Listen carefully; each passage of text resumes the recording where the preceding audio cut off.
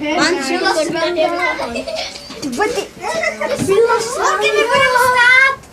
můžete být ticho. Ale běžte vzít do toho.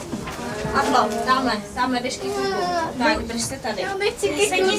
Sedněte si ještě. Tomáš kus tam váží. Já nechci k tobě. Dar mám. Já nemůžu. Bez komprese. Ty znáš. Ty se na ně koukáš? Jo.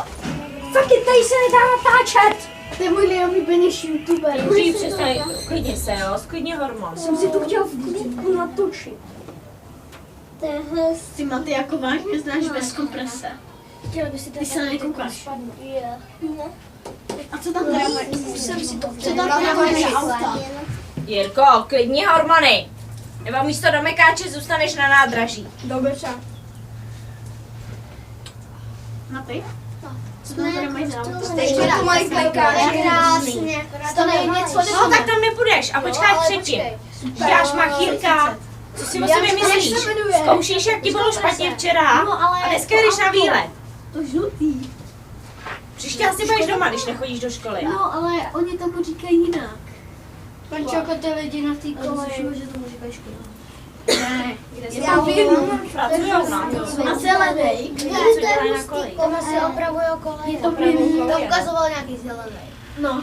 Já dělají tam stínávě, tam nebylo taky. Žlutý mu říkají bílík a zelený mu říkají hrášek. Pančoko, dneska je krásně, dobře to paní učitelky vybrali.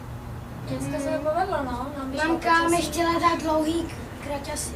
Nikdy nám ani nevíde to počasí. Vidík a hrášek. Bílík a hrášek. Tady ho. A jestli závody nebo ty vyskoč. Ať na tě vyskočí. No. A po druhé jsem já tam byla jednou se ségrou a já chci říct jméno, jenom ale musím, jestli chceš 23 a dáme tam 21. Nechci. A ségrý klukovi nevím. Vyskočit. Holky, se skočíme dole. Jo, Áďo. Jo, a teď. To chceš teraz.